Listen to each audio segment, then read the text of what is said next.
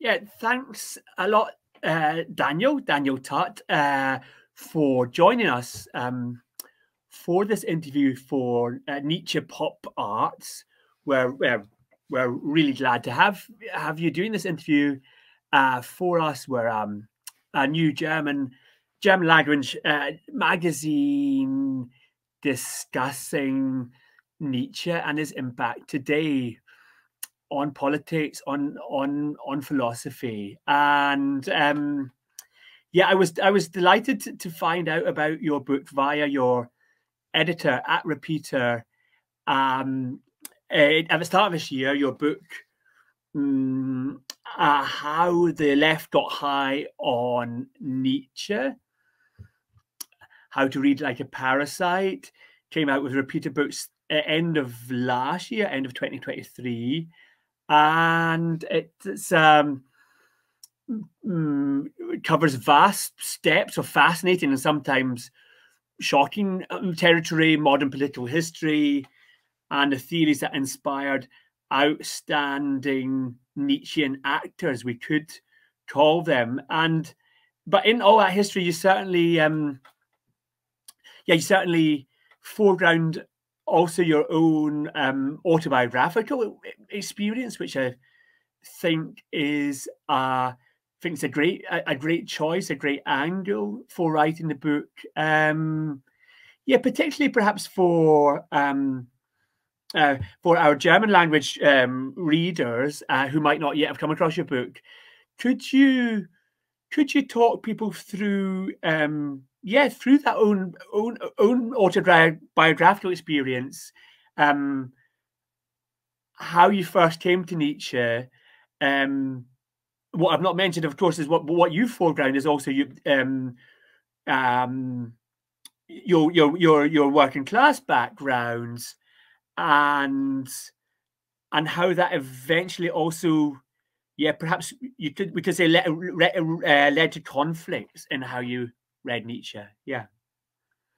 Well, first of all, thank you for having me on this program. It's an honor to be in dialogue with you.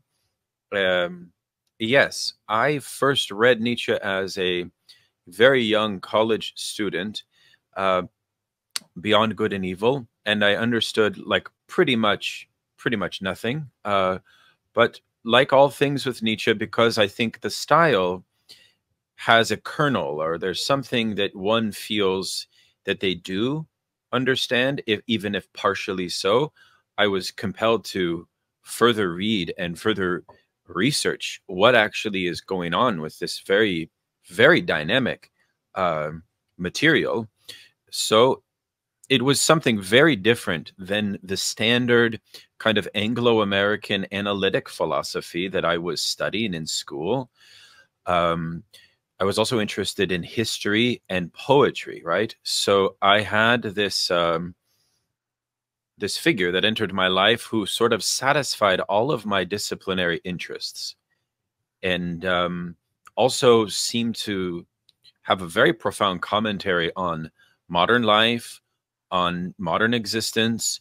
So in the way that he does, Nietzsche swept me off of my feet, and I think also spoke to a feeling of a kind of restless agitation that I wasn't exactly capable of naming, right, or pinpointing. Now, you said working class. Yeah, that is an interesting point, because one of the challenges of modern capitalism, I think, really setting in following in the long sweep of the last 3 or 4 generations since the Second World War, is the sense, according to many commentators and specialists and sociologists and even philosophers, that really there is no more such a thing as the working class. Yeah, that doesn't exist anymore.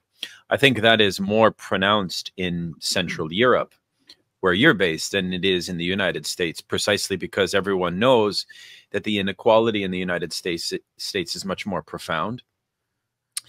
So if one does come from a lower class experience, one finds a very repressive situation in which they're not really permitted to identify that way or to speak about themselves in that way. We have a very kind of liberal political culture that even frowns upon that type. So even to declare one from a working class background is itself a scandal. You will be seen through the prism of a certain you're naming an antagonism which has been barred from the consensus, been barred from the status quo. The status quo does not want to see the world in terms of classes. The status quo wants to see things in terms of individual, singular agents that are realizing their destiny on the market and trying to realize their highest brand, their highest self, right?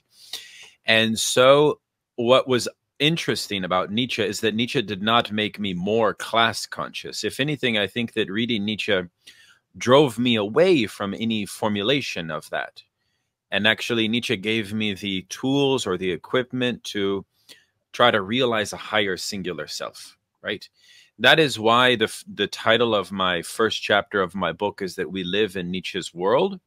I think that Nietzsche's philosophy is therefore a kind of in service to the contemporary in this precise way, right? That as Peter Sloterdijk says, Nietzsche comes to bring about the fifth gospel. So Nietzsche and our world, Nietzsche could be seen as a prophet of our world, according to Sloterdijk, insofar as Nietzsche updates the Socratic maxim of maximizing self-knowledge as the highest aim of existence.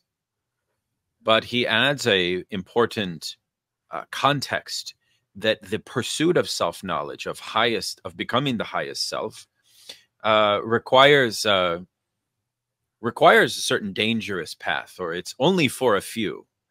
So that is the allure of reading Nietzsche for me as a young person, which is that I wanted to attain my highest self, and I also wanted to be a part of the Nietzschean community that would be an exceptional individual, right? That is another argument, of course, of my book, as you know, that I think that Nietzsche should be understood as a community-building philosopher, right? That is tied into the notion of the Übermensch, that's tied into the notion of the higher man. But we can talk about the way that I perceive that particular approach of Nietzscheanism, because once you say that, then you have to then acknowledge that there is something like Nietzscheanism, right? If Nietzsche is not merely a kind of philosopher of thought experiments, or a philosopher of a critique of metaphysics, or a philosopher who's purely like this kind of apolitical hermit subtracted from social life, who's untimely, I try to offer a different reading, actually. I try to say that Nietzsche is actually quite timely, and that we have to read him in his time, and that there's a community building project at work. So that is a taste of my background with him. I would also say this: once Nietzsche seizes you, perhaps regardless of whatever age that may be, it's very difficult to get rid of him. You know, like, you always have to sort of return, because every time you return, you gain something different or new, because of the depth of the production of Nietzsche's scholarship, of his thought, is so immense. You know, it's almost a seasonal return for me, you know. So I've always returned to him, and part of my book is, which we can talk about, is what's the meaning of returning to Nietzsche once one has equipped themselves or familiarized themselves with what I consider to be a sort of long neglected Marxist critique of Nietzsche, which, of course, when I first read Nietzsche, I had no familiarity with Marxism. And not only that, I had no idea that Nietzsche was considered to be a reactionary. That wasn't clear to me when I first encountered him. And the Marxist, the long-standing Marxist critique of Nietzsche is one central plank or theme of your book. You go through Lukács's critique, to more modern Marxist critiques of Nietzsche, particularly Rosardo, and we've got many interesting strands we could pick up on there. And one strand I'd like to pick up on from the start is the community building aspect, because as you know, there's the long-standing argument: do Nietzsche's writings have a center, or are they thoroughly decentered? And you're clear on that. You think they do have a center, and one of the centers is building an elitist community of intellectuals, of intellectual activists to genuinely influence politics. And another center, the other center, which you're also clear about, is that throughout Nietzsche wants to maintain a rank order. He wants to maintain rank order at the clear cost of the working class, at the cost of keeping the working class in what he thought was their place. He wants to maintain the taboos that you already talked about, which you rightly say are still in place. That people in many situations can be attacked just for thematizing, for talking about the fact that they are working class.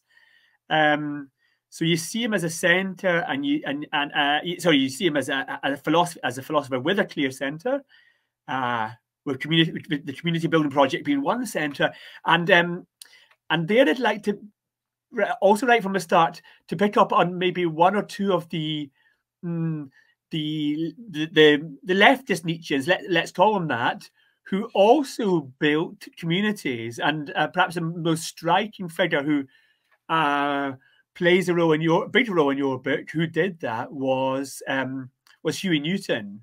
That he came from what we might call a peripheral position to have some sort of leadership position in radical leftist and particularly Black communities in North America in the late 60s and early 70s, and how he did that. And you call that in your book that a creative misreading of Nietzsche is what Newton did. It's an interesting term, and perhaps one of the backgrounds to that creative misreading is the fact that the very influential new translation of A Will to Power by Walter Kaufmann and R.J. Hollingdale had come out in 1968, and you're detecting clear Nietzschean influences in Newton's work from the early, from say 1971. You name, and maybe you could talk us, talk listeners through that, those strands in your book. Yeah, sure. So I detect three questions based on what you just articulated. One is Nietzsche's relationship to the question of the working class. The second is Nietzsche's center. How do I understand Nietzsche's center? Which, of course, when we say that Nietzsche has a center, that goes against the almost established academic orthodoxy at this point of French theory on the one hand, but also if you look, for example, in the American interpretation of Nietzsche, from Mortimer Clark to Brian Leader, right, predominantly analytic Nietzschean approaches, they would also insist that Nietzsche is decentered, but in a different way than Derrida, Deleuze, and Foucault would insist. Yeah.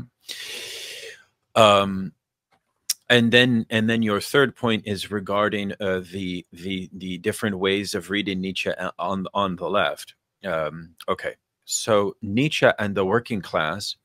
I think it's first very important, Henry, to clarify that Nietzsche does not possess a particular hatred to the plebeian class or to even the working class. Nietzsche's conception of the working class, I think, has to be understood through the prism of his wider critique of slave morality. And in that regard, slave morality, as we know from Genealogy of Morals, has a sort of prehistory around around Nietzsche's own conception of a certain dialectic of the master-slave, around the creditor-debtor relation, and that this mutates historically. But one of the things that we have to contextualize when we speak about the working class is, of course, that from the rise of industrial capitalism in the 1830s, after the French Revolution, Nietzsche does acknowledge that forms of thinking, the condition of the working class, become extraordinarily problematic because they are imbued with a thinking of the working class vis-a-vis slave morality. And the problem with slave morality is well, there's many problems, but one of the primary problems is the fact that it is based in a worldview, what Nietzsche calls in his early work called the optimistic worldview, which is taking away the vitality of the possible production of individual genius in the culture. So if we look at Schopenhauer as educator, a fairly early text of Nietzsche, we'll see that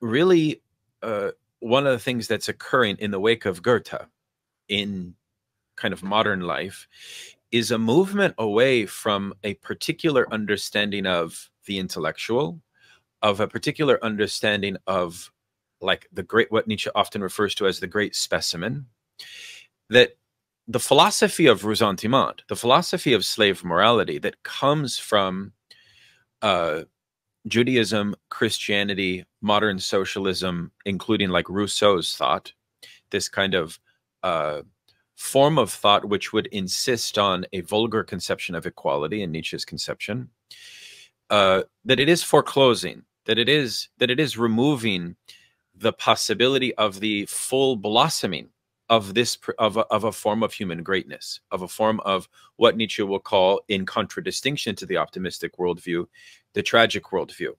The tragic worldview is, of course, in Schopenhauer as educator, identified by Schopenhauer, but Schopenhauer ultimately is, you could say, not aware of what the next stage of the higher individual must become.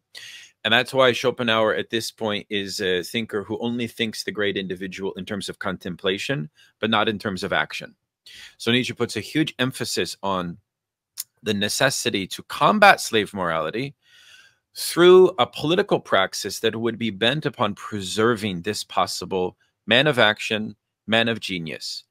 Because the movements of leveling, the movements of egalitarianism, the movements of socialism in particular, and egalitarian Christianity are removing that possibility. And that is a source of a profound melancholy for Nietzsche. That possibility is the source of a sadness for Nietzsche. I think that biographically that's important to recognize, because Nietzsche himself was a precocious genius, or at least he was elevated in such a manner, gaining full professorship in such an exceptional way at such a young age of 24. It's unprecedented in some sense. That is not to say that Nietzsche's vision of genius is narcissistic. I don't think it's necessarily narcissistic, but I think that it is to say that it is a highly intelligent, and yes, it is an elitist vision of community that is trying to be, that he is trying to construct. Now, of course, we have the benefit of having access to Nietzsche's letters. We have the benefit of having access to his lectures, to unpublished material, later to the Nachlass, and so on. We have that access. Not all of it, but we have most of it. And I think that that access provides a way for a new reading to emerge. And this is why Domenico Losurdo's book, Aristocratic Rebel, stands out so much. Precisely because he provides like a missing tableau of a full picture. So, for example, when we examine Nietzsche's lectures on the future of our educational institutions, which was also an early intervention, I think that we can see this community building praxis very firsthand, very close. Insofar as what Nietzsche is trying to concoct or respond to is precisely an alternative to, within the German intelligentsia, a certain direction that politics could take, that civic life could take, if the forces of socialism and massification are successful. So you see, what Losurdo allowed me to see in Nietzsche is a continuity, a chronological continuity of a continual response to a development of his concepts that is in response to the class struggle of his time. And we can see it move in stages, right? For which Losurdo identifies 4 stages. We could talk about those. But you see, that presented something to me which finally answers the second point, which is the center question. What is Nietzsche's center? Because if we read Nietzsche in that chronological fashion, which again, Derrida, Deleuze, Foucault, and the French approach, they don't read him in this way. They actually would argue that to read Nietzsche in that way would be equivalent of a kind of vulgarization. Okay? So the question for me is always, how do we avoid vulgarization while also paying respect to the historical record, right?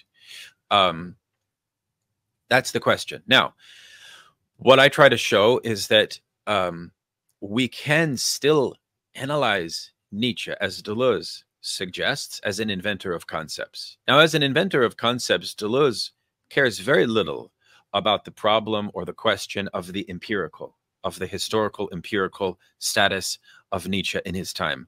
For Deleuze, it's neither here nor there that Nietzsche is reactionary. It doesn't really matter exactly, right?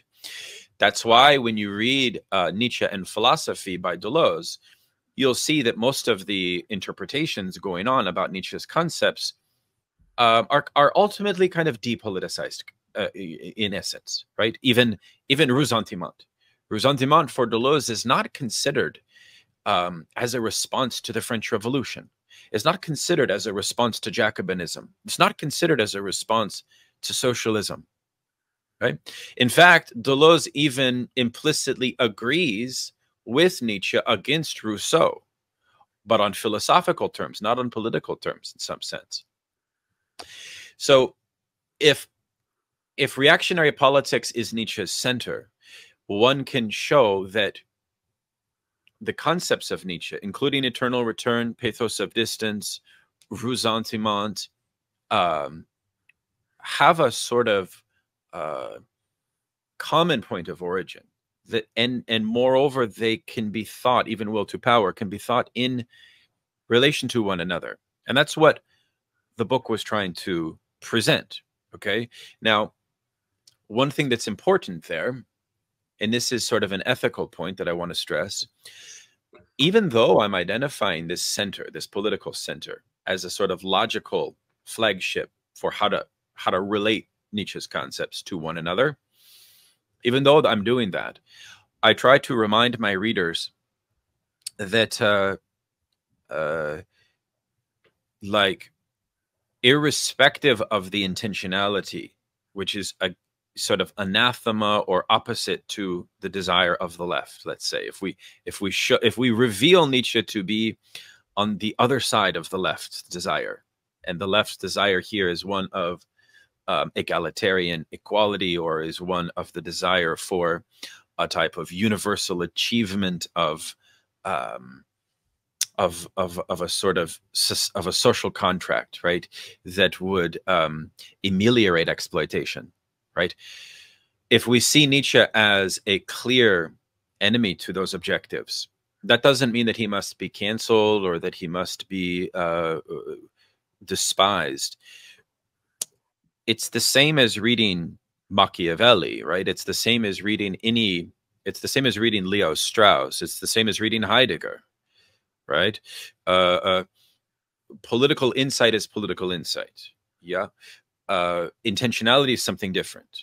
So that's a point that I insist on, right? Which is, but you see, I only insist on that because the French Nietzscheans, like Deleuze, I mentioned, they have nothing to say about Nietzsche's intention.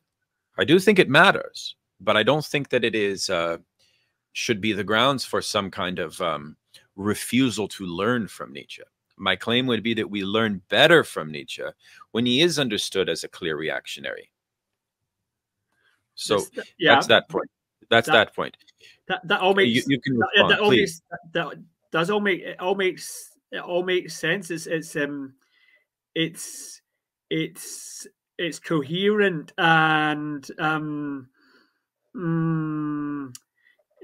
the lingering doubts perhaps I have with those line of arguments is that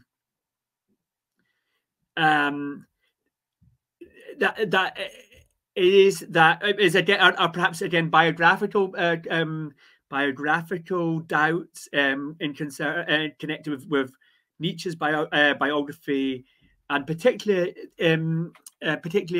the fact of his long-standing and early severe health problems, kind of mutating into severe mental health problems in sort of what is now for us like middle age. That he was, I often think he was simply too chaotic on a biographical level to have such what comes across in your précis as actually a very coherent center.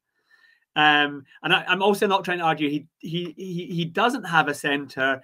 I suppose it's a sliding scale. How much conscious intentionality can you attribute to Nietzsche? Because again, and it's a side you've touched upon. There's certainly the side which many first time readers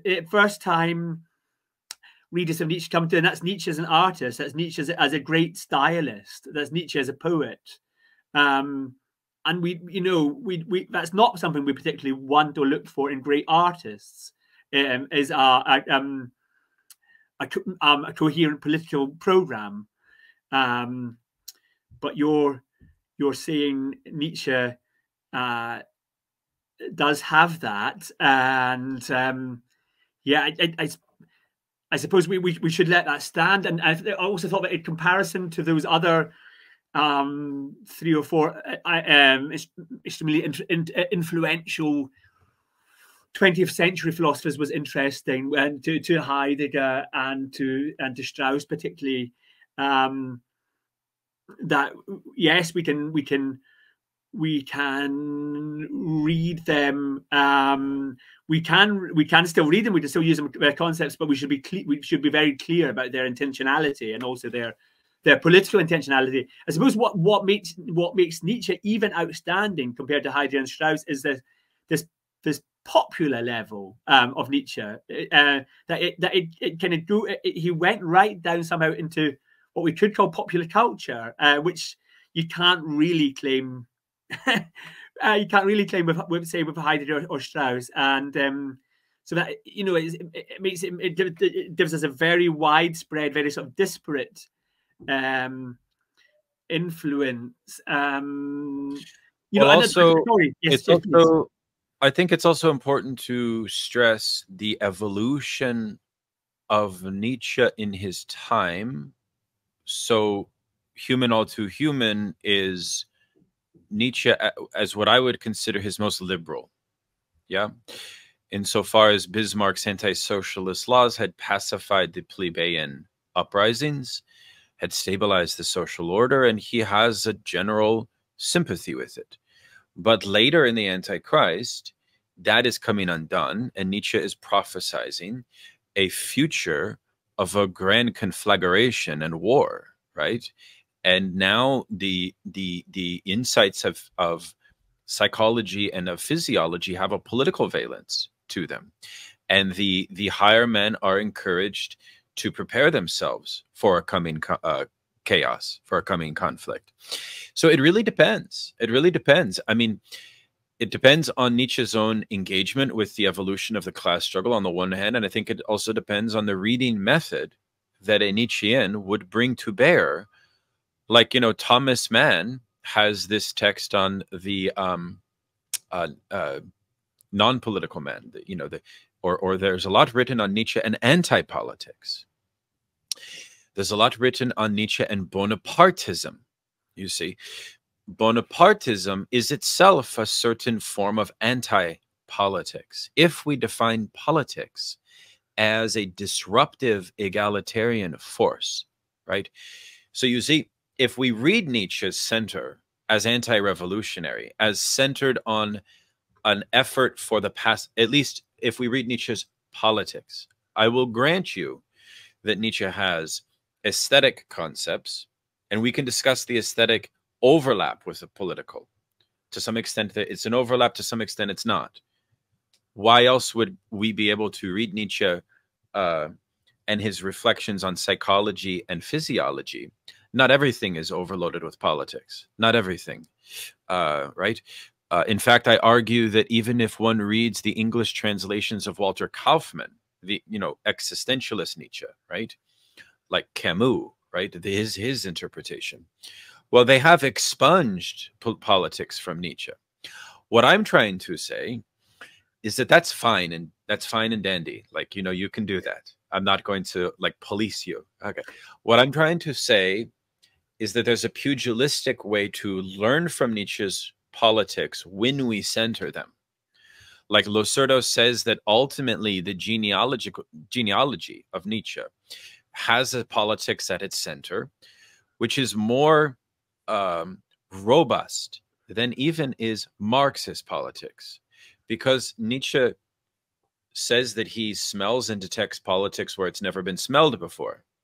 That is the brilliance of the focus of rank, order vis-a-vis physiology. So when you understand Nietzsche's theory that slave morality is preventing a proper order of rank according to psychological, physiological, and spiritual traits, right?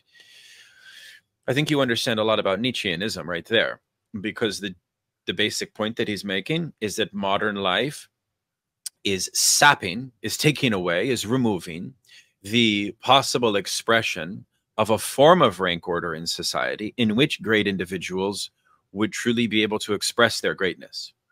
Now, of course, when you say pop Nietzscheanism, that's immediately what comes to mind, which is pop Nietzscheans on the right, in particular, will read that and they will say, yes, exactly. This social order is depriving me of my greatness. I am more great than I am being recognized as being, right? And that's a common this is what Sloterdijk calls reading Nietzsche as a loser. That's actually why Sloterdijk says that fascists abuse Nietzsche, because the fascists said transvaluation of values as a suspension of our loser status for a temporary period. We gain power and we transcend our loser status. Yeah. But ultimately, I want to reject this idea of what I see in Nietzsche as a very Manichaean conception of society and even of class. Because Nietzsche famously will repeat this mantra that slave morality is blocking man from seeing the reality that society is construed along a ascending and a descending line. Okay? So one of Nietzsche's insights philosophically is to show his readers how one comes on the ascending line, not the descending line. That suggestion, that mere suggestion, I think, is problematic. It's problematic. It's problematic, one, because I don't think that capitalism produces that Manichaean division. That's a very almost quasi-feudal conception of class. Although it is interesting, Henry, we must make a connection between that and what some Marxists see as Marx's own conception of class as primarily split between two classes, a two-class struggle theory, bourgeois, proletariat. I talk about this in the book, how there's a kind of uncanny resemblance. I will also say this. When we read Nietzsche politically, we benefit because we find so many points of uncanny resemblance between Nietzsche and Marx on religion, on ideology, to some extent on class. When I say uncanny resemblance, I mean what motivates their critique are very similar concerns. Their conclusions, very different. That's fine. I have no problem. What I have a problem with is some interpreters of Nietzsche and Marx will kind of make a perfunctory unity between the two, and they miss the difference. And so I tried to, in my section on Marx and Nietzsche, really highlight the strong differences there. Yeah. And again, there's a lot of ideas there to pick up on, or ideas I'd like to pursue. Perhaps I can come back to your proposal that it's useful for people, and perhaps particularly useful for people who identify or who are even objectively working class, to pursue a pugilistic reading of a centered Nietzsche. And one could also say this is what Huey Newton did. It was out there. It was deliberately confrontational. It was not nice just nice pleasant reading groups and an argument who's the next person to buy the Earl Grey tea. It was based on action, and obviously not mindless action, but it was a combination of politics and action. And I'd like to pursue the question of transgression. That my not only mine, but I'd like to suggest that why Nietzsche has appealed to so many readers, and including so many working class readers. This is a fact also you acknowledge. It's an empirical fact. At the end of the 1900s, working class people were more likely to read Nietzsche than, end of the 1800s, more likely to read Nietzsche than Marx, end of the 1800s, start of the 1900s. And I'd like to suggest that is because Nietzsche suggests the possibility that people pursued what we could call justifiable transgressions. And this, you could see, I definitely see this in your book. You discuss a lot about how the contemporary working class, certainly in the global north, in North America, is pushed into workplaces and pushed into life worlds where you use the interesting word non-communicable, which are there's very little room to maneuver. They're told they should not complain about their experience because otherwise they're of ressentiment, whereas you argue that they actually have justified resentments. And this is what I see also happening with Huey Newton. And I actually hope, if you can bear with me, I actually sort of prepared, because it didn't maybe get a little bit complex. I just prepared just a question about that. I'd just like to read it out to you. And on Huey Newton and on justified or justifiable transgressions, and sure, and the link to Nietzsche. Okay, so I'm going to read out that question. So in this context, it's relevant that the leadership of the Black Panthers of Huey Newton was characterized in part by violent and at times also emancipatory transgressions of bourgeois order. Indeed, he only became a national leadership figure after being involved in a fatal shooting of a police officer in October 1967. And you also go on to talk about how Newton called for new ways to conceptualize the police in the USA.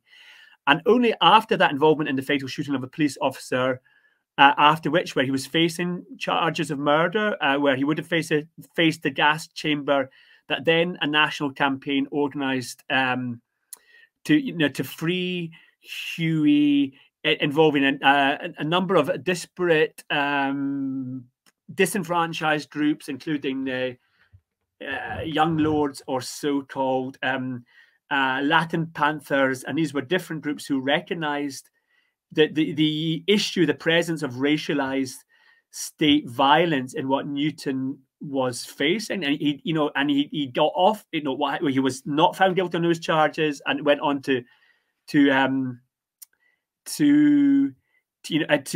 have a leadership in that organization. And there on transgression, I'd like to link back to another, and do bear with me if this question's slightly long, because it will make sense. It will definitely make sense when I've got to the end of it. I'd like to, I'd like to ask for your take on another contemporary writer who's getting attention, writing about Nietzsche and transgression. And that is actually a right Nietzschean. And I know you make it clear that your book is focused on leftist Nietzscheanism, and other people have written good studies on right Nietzscheanism. But I'm sure you will have something interesting to say about it. So I'd like to talk about this recent, or ask your views on this recent, and again, focusing, centering, circling around this question of Nietzsche and justifiable transgression, on this recent 370-page polemic by the right Nietzschean Costin Alamaru. That's this guy who more people know under his social media and obviously deliberately provocative pseudonym of Bronze Age pervert. And again, coming right into the question of transgression. On Alamaru's view, Nietzsche posited a fortunate moment, quote, in historical cycles when political weakness arrives and the previously enforced homogeneity, and I'm thinking of the homogeneity of working life in late capitalism, breaks down, and the long pent-up tension in the regime bursts free. The homogeneity is replaced by a tropical proliferation of monstrous types, most of them weakened or deficient, but a few luckily enhanced. And this is, again, this is touching on the elitism you've talked about before. And the qualities, this is all according on Alamaru's view, not mine, the qualities or virtues, the inner states that are the result of aristocratic breeding and education are now liberated to take their paths in new and unexpected directions, in directions no longer constrained by the necessity for political survival. There is indeed a taste for the new as such, and a taste for transgression, a boredom with the law and with equality. And I mean, that is definitely what strikes me with the leftist campaigns, and also Hugh Newton's campaigns in the late 60s in North America and in Europe. This taste for the new and taste for transgression. And I'd like to, if we can compare this to your claim that, quote, Nietzsche was an open advocate for the crises of capitalism and the decadence they kick up, which offer up a chance to accelerate the brutality and misery that they reveal, end quote. Now, you clearly, I think, obviously do not think a breakdown in our current political order would be liberational for most members of the working class. But how do you see late capitalism imposing an enforced homogeneity on the working lives and life worlds of many working class people?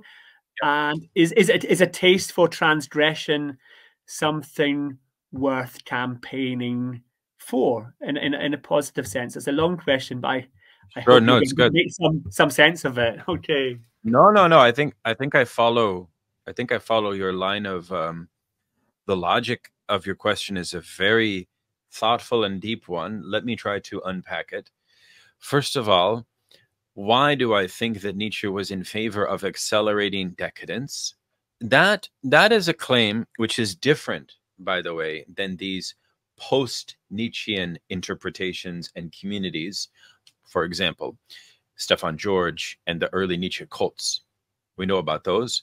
They were the prelude to 20th century Nietzschean cults, which had the concept of Rausch, of this ecstatic action at their center, which was anti-normative, right? Which was based on transgression. And we can talk about what Nietzsche saw as the value of transgressive communities, precisely as a test to the elastic morals of slave morality, which of course makes Nietzsche qualified as an anti-bourgeois thinker.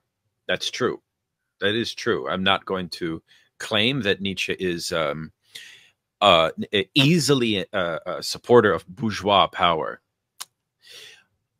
Lukács, on the other hand, will argue that Nietzsche's anti-morality, that Nietzsche's theory of transgression and so on, or even Nietzsche's, the community that Nietzsche is trying to build, is what he calls a militant aesthetics in favor of preserving bourgeois power. That's the key point that Lukács alerted me to, which is the following point, which is like, you know, why did Lenin refer to anarchists as liberals when anarchists would never call themselves liberals? That's the same logic that Lukács is applying to Nietzsche. You see the point, which is he's not saying Nietzsche is pure bourgeois. No, he's saying implicit in Nietzsche's philosophy, especially his practice of like realized and applied Nietzscheanism, is something that serves the preservation of bourgeoisie.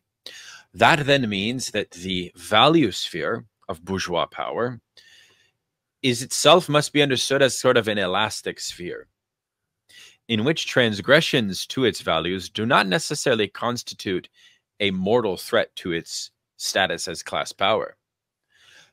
This is, by the way, Henry, what I think of in the wake of May 68. Lukács was interviewed after May 68, and he was obviously horrified by May 68 because he saw the rise of the Nazis, and Lukács argued that Nietzscheanism gave support to Nazi ideology. That doesn't mean that Nietzsche is reducible to Nazism. That does not mean that. But you see, it was very uncanny for him to see this moment, right? Early 1930s to this second moment before he dies in late 60s, in 1968, where Nietzsche returns, but now he returns on the left. He returns on the left, and the focus is counterculture, because the value sphere of Nietzschean practice will be in the culture. It will be in values, okay? The question then of all of that is useful. That doesn't mean that there's no use in the left turning away from culture. I make a point in my book, it's a kind of provocative claim that really Nietzsche's value is not really for political economy, because ultimately Nietzsche doesn't have much to say about political economy. Nietzsche wanted to redefine privilege and redefine rank, no longer according to economics. That's the emphasis on psychology, spirituality, physiology, especially physiology and rank. That's also why transvaluation of values happens outside of the market. Nietzsche's not really an economic thinker, right? He actually thinks that slave morality, and I would here even include in Nietzsche's eyes like Marxism, right, puts too much of a focus on economics in determining subjectivity. Nietzsche wants to move away from that in my reading. Okay, so now we're left with what is the utility or the strength of Nietzsche's cultural value critique. There's a lot. Huey Newton offers an interesting, not necessarily misreading. Let's call it a parasitical reading. Because there's an acknowledgement, I think, on behalf of Huey Newton, that Nietzsche himself has baggage that is reactionary, but he reads a particular text of Nietzsche that he's very influenced by, called On Truth and Lying, and it's usually translated On Truth and Lying in an extra moral sense. It's a very, very compelling short text in the early period of Nietzsche's work, where it's basically what you might call a precursor to what later would become discourse theory. Okay, The idea is basically that language is the home for values that are instantiated in words, and that therefore words have a political valence, right? They are internalized in a certain way.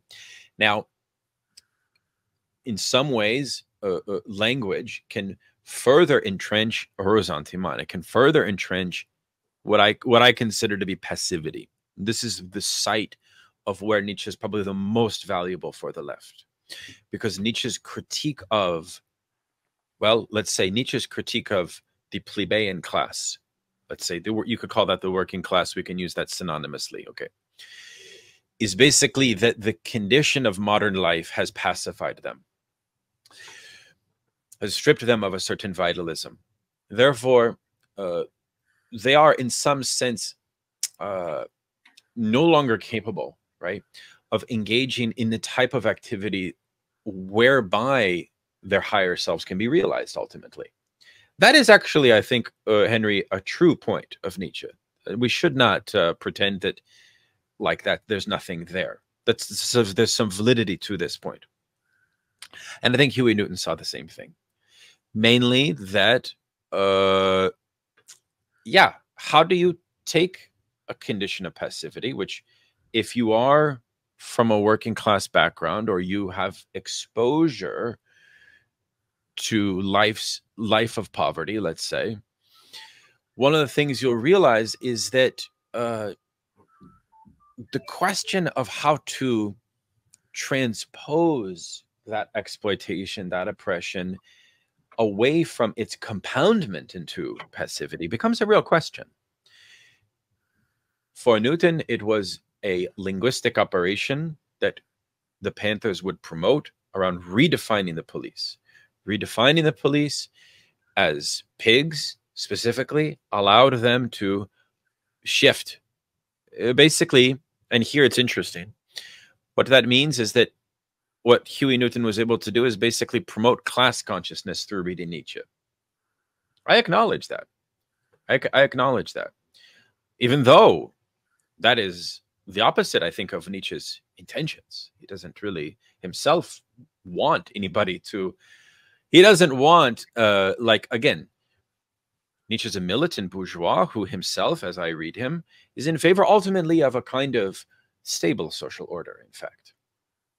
Nietzsche may be for transgression, but he's not necessarily for a social order that would be in a constant revolutionary moment of agitation. Nietzsche's anti-revolutionary. I think there's no question about that. There's no question about that for me. That doesn't mean that we can't extract something from him to, and that goes back to the pugilistic point. Yes, if you are a left-wing person and you care about ending exploitation, you can read Nietzsche that way. That's going to be most productive, I think, for you, right? And that's why when you read him, then you will feel like this very famous phrase of Nietzsche, which is almost like a prayer for his enemies. Yeah, like I want my enemies to be of such a high quality that they improve me and I improve them, right? Therefore, there's no problem with seeing Nietzsche as an enemy at that level. At least politically, we should confess that, yeah, he is our enemy, but he's a very good one. Very, very effective one. Maybe the most important one that we've ever had, you know. Thank you for that. And yeah, perhaps I'd like to come back to many points, but I'd like first to come back to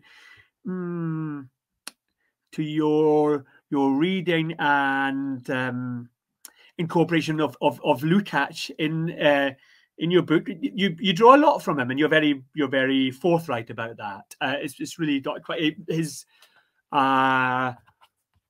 Lukács's critique of Nietzsche, which is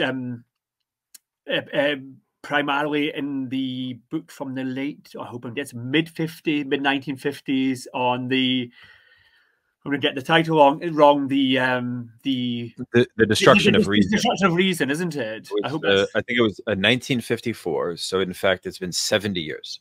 70 years, and the destruction of reason, and with the strong critique of by Lukács of Nietzsche in that book. But you've also touched upon Lukács and aesthetics and Lukács's reading that Nietzsche has I think you called it a militant aesthetics, which in the end only cements the current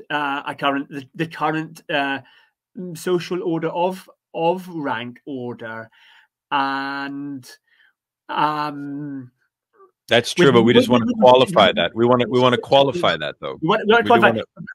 Perhaps before you qualify it, if I could squeeze in a question, and you also talked about Lukács's initial deep shock or horror of what was happening in May 1968 because of the strong use of Nietzscheanism particularly in the French students' movements.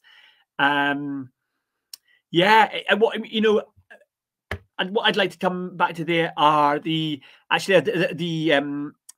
debates on aesthetics between Lukács and Bloch and Bertolt Brecht and Adorno. They've been published by Verso and by other people. And what strikes me there is, and perhaps this is perhaps rather crude, but this is where I lose faith in Lukács, is that he gets it wrong on. He gets it wrong on the ground level of aesthetics, yes, I know it's a crude, perhaps a vulgar reading of aesthetics, but he gets it wrong on what painting matters, which paintings matter. He gets it wrong on what literature matters.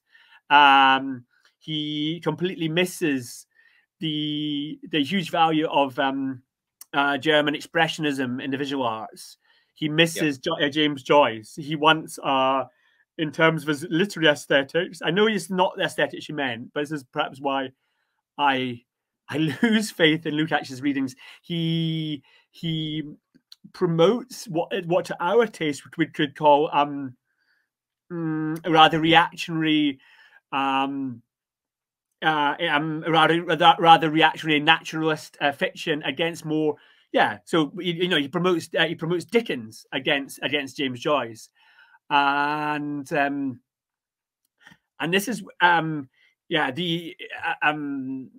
this has even led the one scholar who's written a long book on leftist Nietzscheanism, more an historical account, and whose name now eludes me. He then calls Lukács anti-modernist for this take, and again with a comparison of May 1968, as you know. Around that time, Ernst Bloch forms a close friendship with Rudi Dutschke, who's leading the German student movement in 1968. And Bloch's he's not uncritical of that movement, but it's not like a blanket rejection. He's saying he's much more open to it than both Nietzsche and he's much more open to it than both Adorno and Lukács are. And I just think those are interesting points, and and I think I'd even like to talk more about the counterculture after that, and how informed it was by Nietzscheanism, and the interesting fact that 50 years later, something like a counterculture is to all purposes almost impossible. It's the space in which any people, working class people or other people, can engage in counterculture have more or less disappeared. And so again, lots of questions bundled into one. So yeah, let's go first to Lukács's critique of different literary forms you indicate, like James Joyce and various forms of expressionism. He remained critical of those as almost like aesthetic expressions of vitalism. Vitalism, according to Lukács's Hegelian Marxist praxis, is a flawed method for the liberation of the proletariat, which in the Western countries still remains the kind of political horizon that Lukács wants to advocate. And you know, this becomes a question regarding socialist realism, right, and consciousness, right? So in vitalism, you see a movement away from humanism. You see a movement away from consciousness.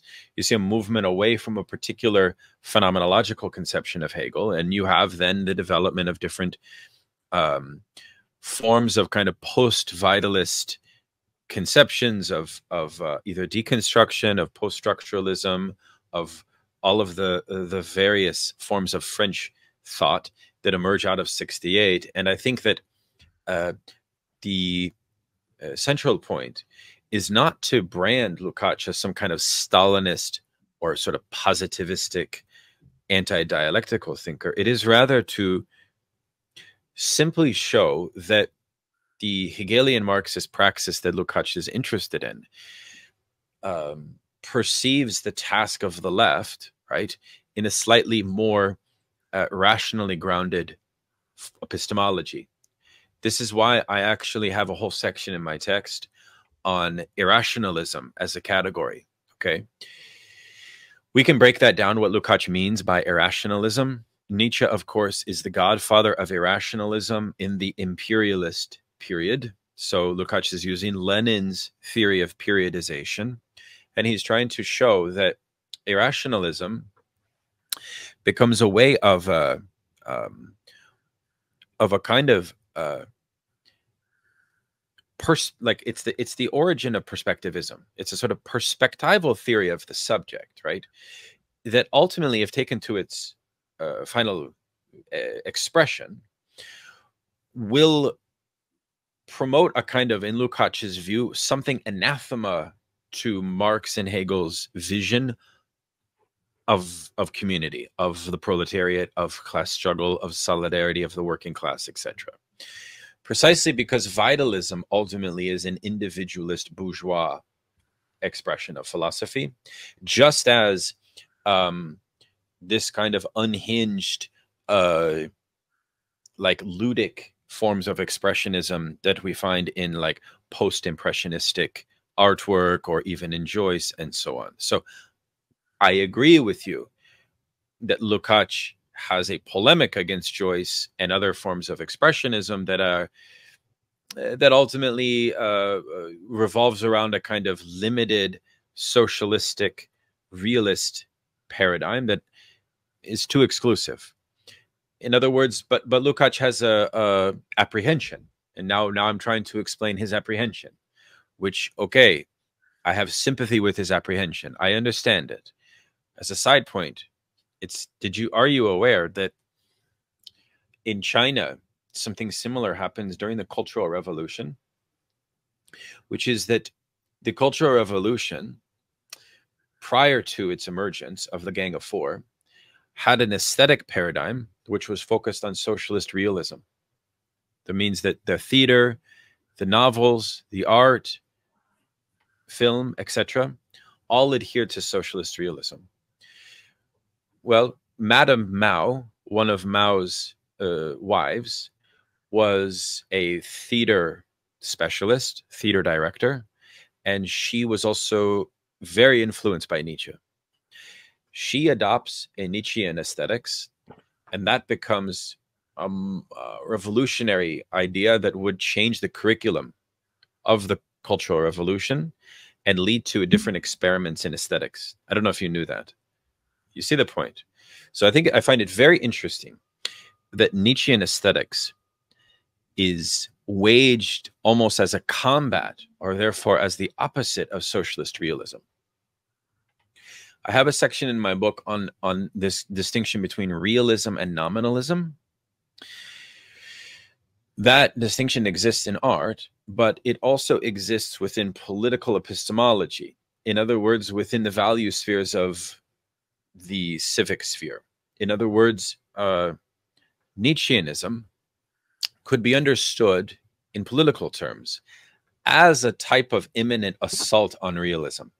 And realism, by that I mean universalism, consciousness, Cartesianism, Hegelianism, this Hegelian principle of the rational knowability of society.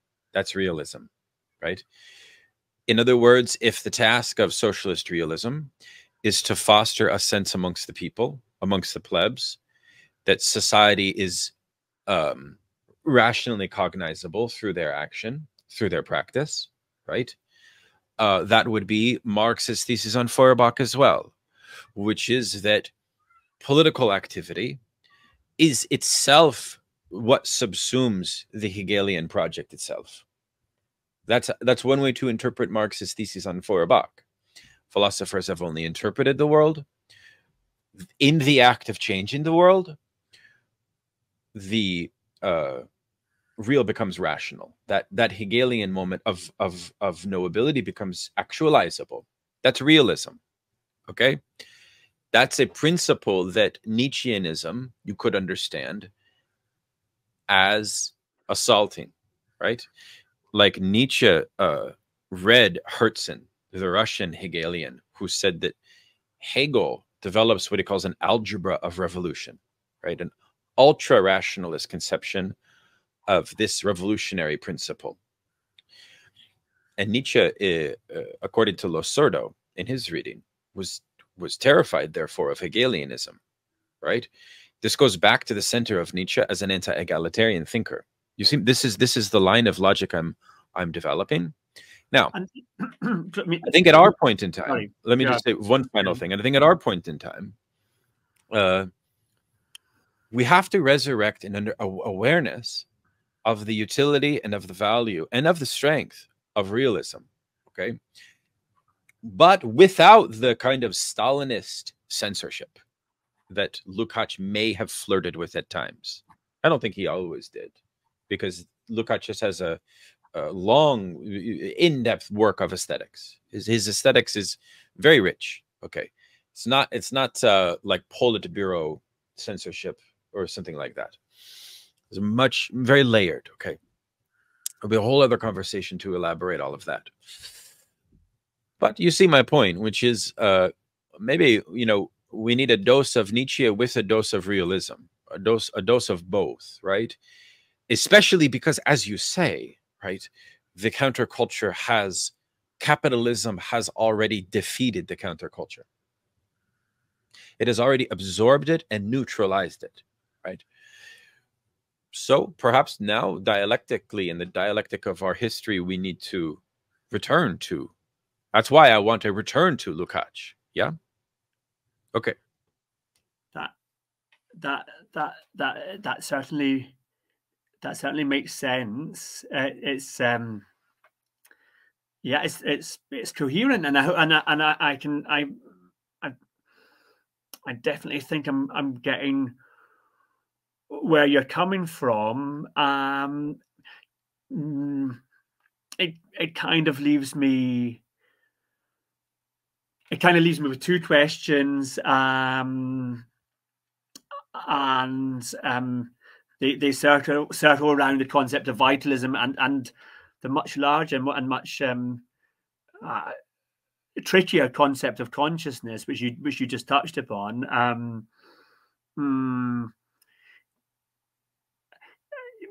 I'm perhaps pack them into one question. I'm sure, particularly with your background of interest in psychoanalytic thought, which also comes into your book through Lacan, that you would not want in any way a reductionist understanding of consciousness to reduce to the rational mind. I mean,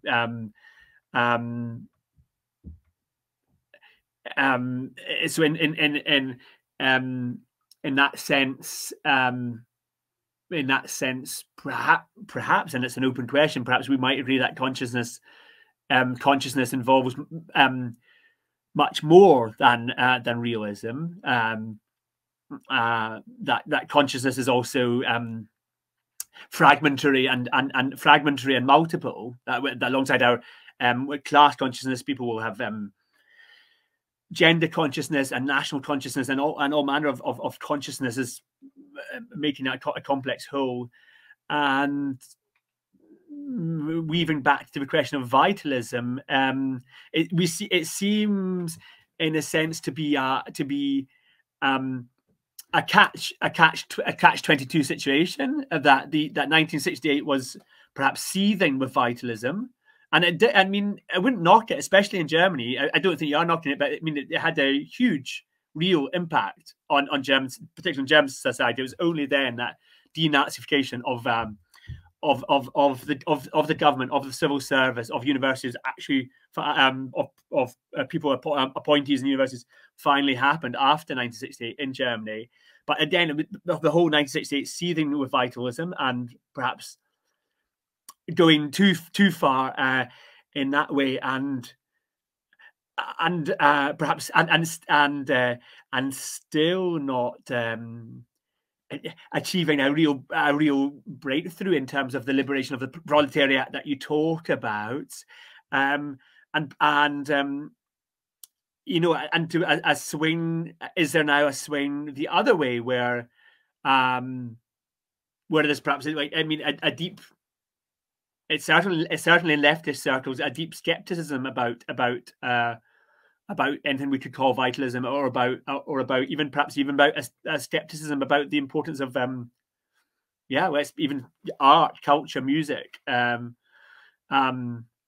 for political struggle. Yes. Yeah, I suppose one reference point to illustrate some of what I consider the kind of, let's call it, exaggerated or hyperbolic forms of vitalism could be found in a thinker like Gilles Deleuze's Ethics, right? So when Deleuze selects certain avant-garde, extreme exemplars or paradigms like Artaud as a kind of psychotic, as a figure of psychosis whose limitless approach to creativity becomes elevated as an ethical maxim that we must kind of adhere to, or that is an ideal that he concocts in some sense. Well, it's interesting that I talk about it in the Nietzsche book, is that Lewis Carroll, like Alice in Wonderland, Lewis and Carroll, is also a type of psychotic, but in Deleuze's earlier work called Logic of Sense, he says that Lewis Carroll, as well as F. Scott Fitzgerald, the American writer, should be ethical exemplars precisely because they are figures of moderation, right? Like, he has this very fascinating concept in F. Scott Fitzgerald of what's called the crack up, which is a kind of theory, because you see, for Deleuze, the question is how to contain psychotic fragmentation of the self, right? That's like a task of ethics. The task of ethics is to, at least at this early stage, is to think of a way for psychotic fragmentation not to overwhelm you, not to like completely cause you to fall into the depths, right? So he uses this point of like the depths, the surface, and the heights, right? And it's all through a reading of Plato as well. It's a brilliant text. But F. Scott Fitzgerald is a great thinker of the surface, therefore of moderation. He is a figure of, but he's a figure who cracks up just enough to touch something liberating in the depths of madness, of psychosis, so that one touches the mad, touches the psychosis, but doesn't allow themselves to be overwhelmed by it. That's why the notion of the crack up is the image of a teacup, with, you know, like the beauty of a teacup is the finer gray cracks. The more you have, the more beauty it has of the teacup. He says that's a metaphor for the self, which F. Scott Fitzgerald perfects.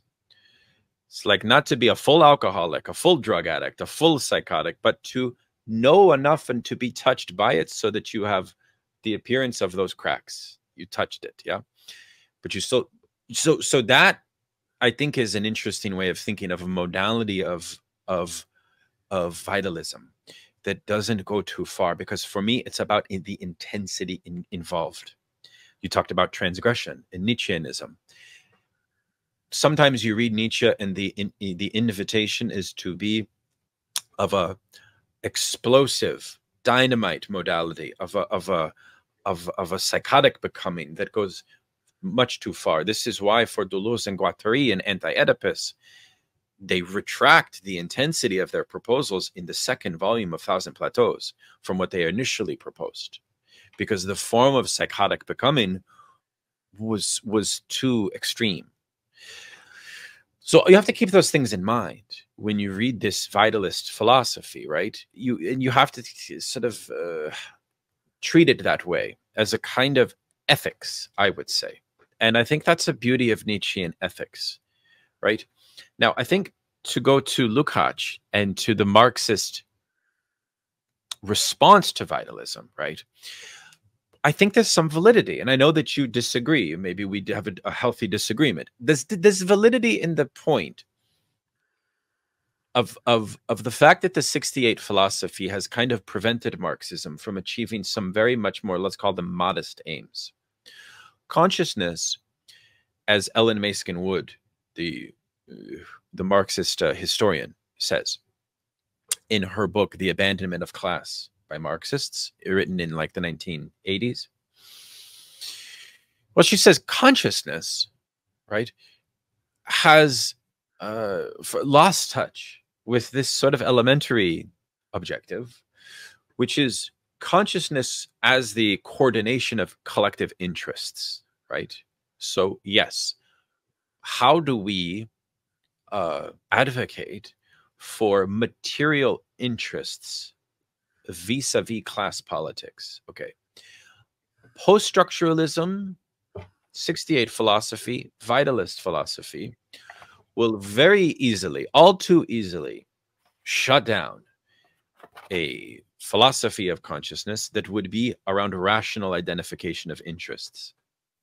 Now, I know it doesn't sound sexy to say that, right? But what I'm trying to say, after, you have to understand that I'm older now. I'm in my 40s. I was raised reading these vitalist philosophies. I was raised reading Nietzsche, Deleuze, Guattari, all of that. I'm now at a point now where I see the brick walls, politically speaking, that have happened with vitalist philosophy as the center of the left. That's my question, you know? That's the question of my book, right? How do we make realist universalism vis-a-vis consciousness sexy again, so that we can begin to achieve material gains for working class liberation at a material level?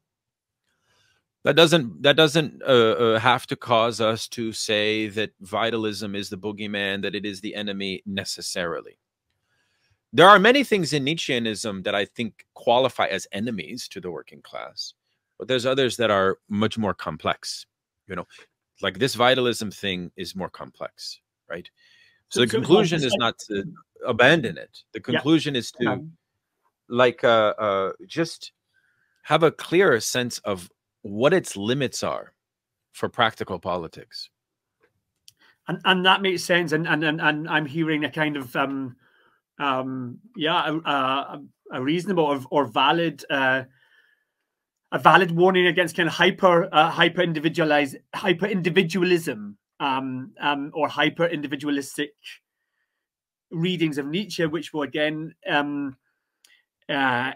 impact on a culture which is already hyper individualistic or atomized, and that hyper individualism and atomization, of course, serves the interests of the ruling class. Because if people are hyper individualized, they cannot or will not or partake in different forms of class organization, in trade unions, in workplace struggles, in political parties. They'll be mostly disinterested in these things, and that's all that's valid. I can go with you on that, and Before we finish, I would like to segue or jump a little and ask one question about one concept of Nietzsche's, which is perhaps one of his most famous ones that a lot of people who have not read a word of Nietzsche will have heard of, and that is of course the will to power. You in your book you discuss the will to power in relation to Huey Newton, but also in relation to a variety of other actors, and it's interesting that what that other stuff that in relation to the will to power, in other stuff which has come out in the course of this conversation, that that the background in terms of the full access to the letters, in terms of more or less full access to the writings that were left were consciously, intentionally left unpublished in Nietzsche's lifetime, only happened in through the late 60s and 70s, and that many of the thinkers we've talked about, and you've talked about particularly, Deleuze and Guattari, did not have this access, and so in that sense, it's not surprising perhaps that their readings were very different from readings that came after when access to these letters and to the unpublished text became widely available. And to get more concrete about my question, I'm interested in, and I'm kind of interested in this perhaps on a philological point of view, how you actually work with texts like The Will to Power, because you even you choose yourself to flag up the deficiencies in Kaufmann's translations, how Walter Kaufmann consciously chose to tone down passages, expressing strong hatred, strong emotions against the working class. How Walter Kaufmann toned down passages about eugenics, for example, in Nietzsche's writings, and of course, as we've said, Walter Kaufmann was among several other Nietzsche translations. Walter Kaufmann was a co-translator of this new 1968 edition of The Will to Power, which came out paperback. Lots of people getting it a whole new wave, and certainly in the Anglophone world of Nietzsche reception. You also in your footnotes you also acknowledge the shortcomings of this will to power as a text. You acknowledge that the will to power was a, quote, incomplete and fragmentary project, and much of what Nietzsche developed of the concept was posthumously compiled by his sister from his notes and fragments. And this is now, of course, this is a consensus in Nietzsche studies. And bear with me if this question is slightly longer. It will make sense when I've got through it. Mazzino Montinari, that's the co-editor of the German language critical studies edition that you also work with in your book. He perhaps went one stage further by publicly rejecting the understanding that The Will to Power is indeed a work by Nietzsche. Montinari calls it a, quote, forgery, arguing that Nietzsche's sister Elizabeth Fürst and Nietzsche so bowdlerized the assorted fragments that it in no way reflects Nietzsche's overall intentions regarding the subject matter addressed. And to wrap that up, Montinari concludes, and I quote, but as long as publishers continue to re-offer this old fake in such a fine way, and perhaps that's what exactly Walter Kaufmann and the translator Hollingdale were doing in 1968, offering an old fake in fine linguistic fashion, and then go back to the Montanari quote, "We will have to repeat with the same old arguments that it is a forgery."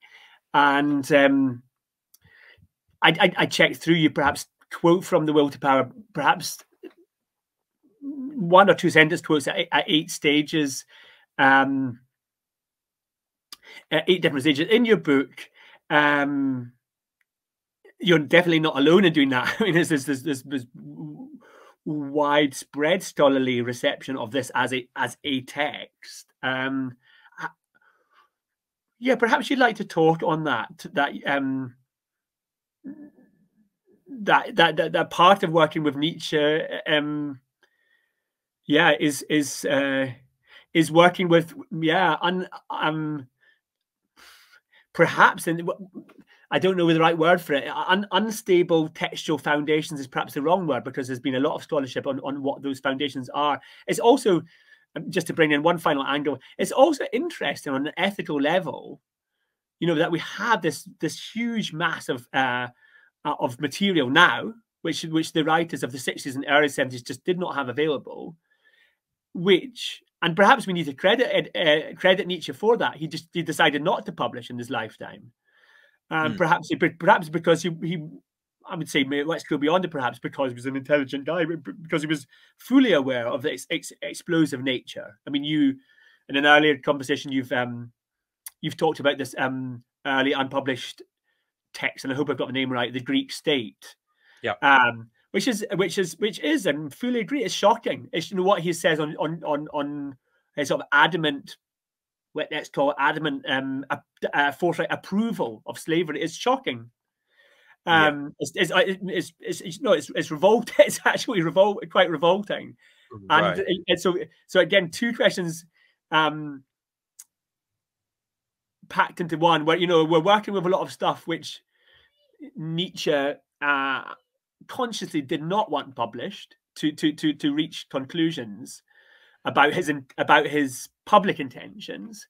That's the one thing. And then the more specific question on The Will to Power, which Montanari is, I forgot his name right. Yeah. So, Montanari is consistent. Is a downright forgery. Yeah.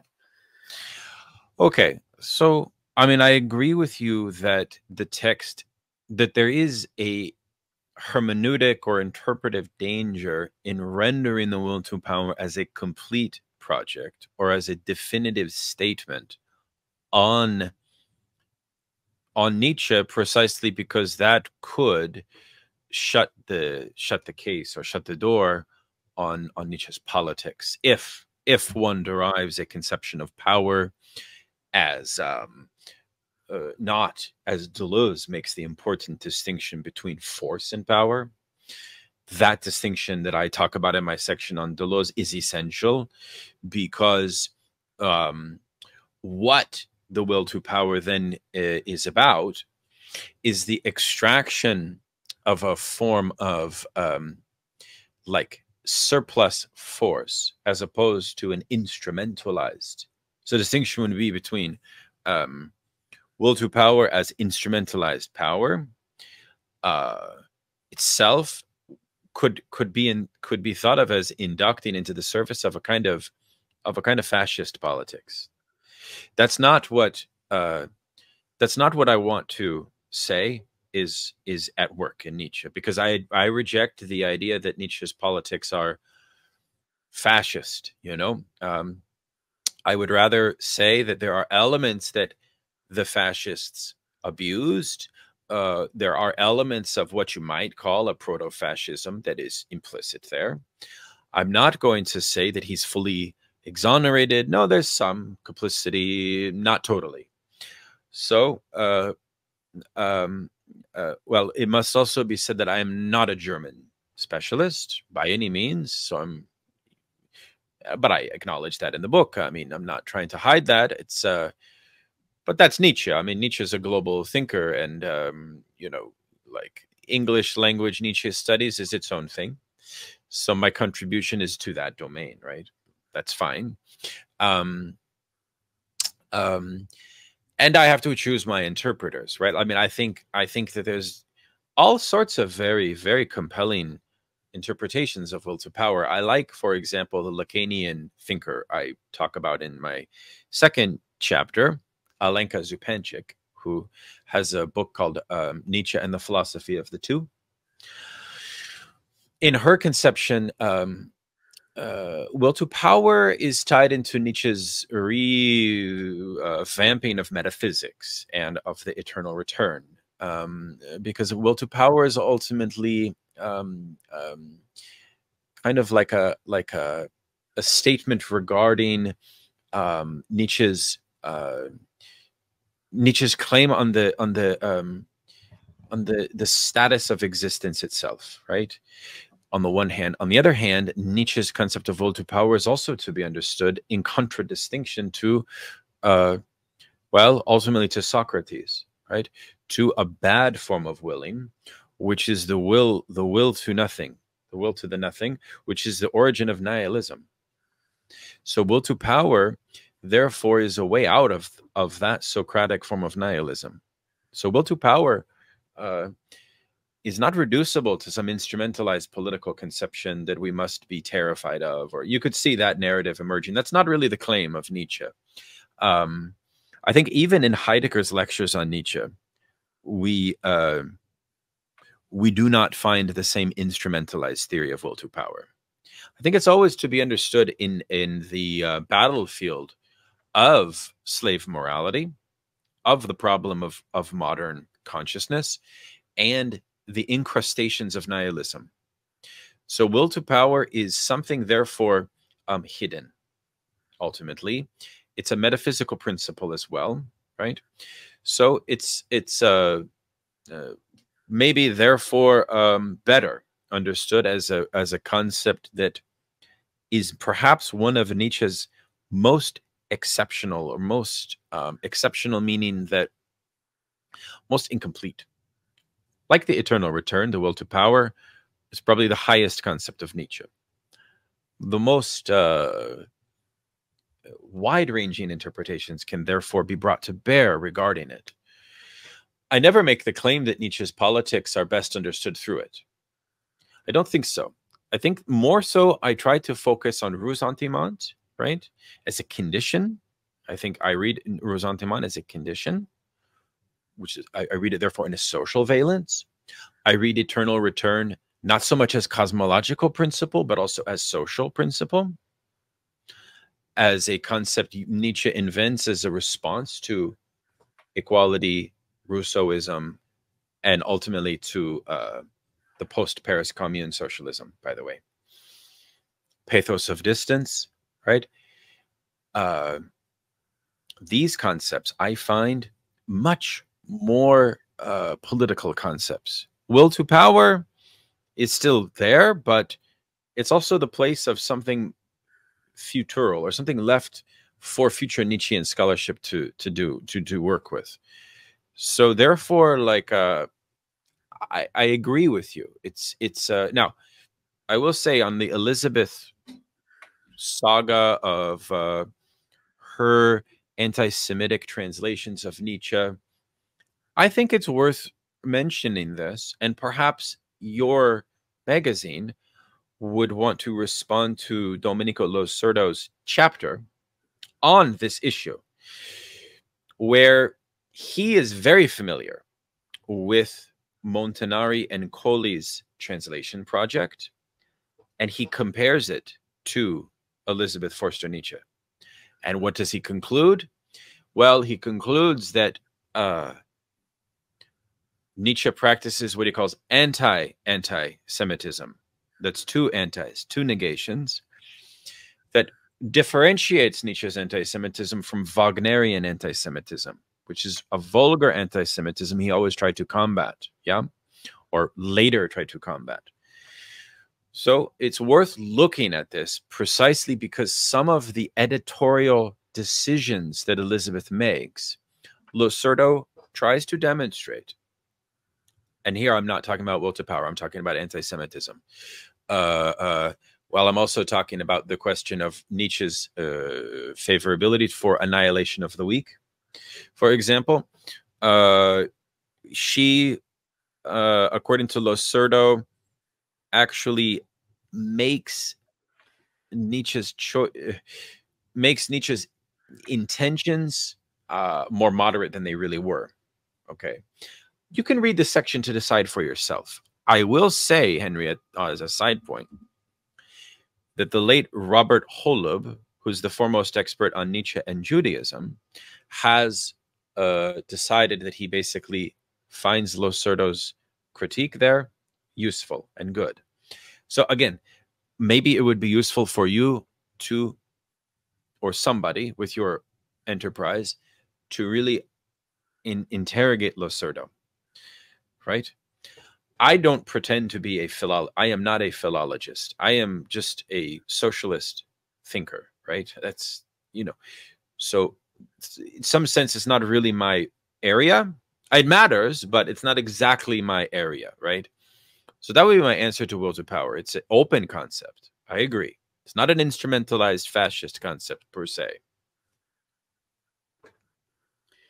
Thank you for that very much, Daniel. And I think I'd like to take that as a wrap up for this for this fascinating conversation. And I definitely hope different authors at Nietzsche Pop Arts may want to pursue Losurdo's reading of what exactly, and his scholarship on what exactly Elizabeth Förster Nietzsche did to distort, republish Nietzsche's texts, and more generally, thanks again for the conversation. I really hope after this that more readers will go back, buy your book, and experience something what I did from the book, which was many new insights. I learned a lot from it, and set me thinking in a whole series of different directions, very fruitful ones. And yeah, that book's out there for everyone. How the Left Got High on Nietzsche, reputed books. Can you say a US dollar cover price for interested viewers?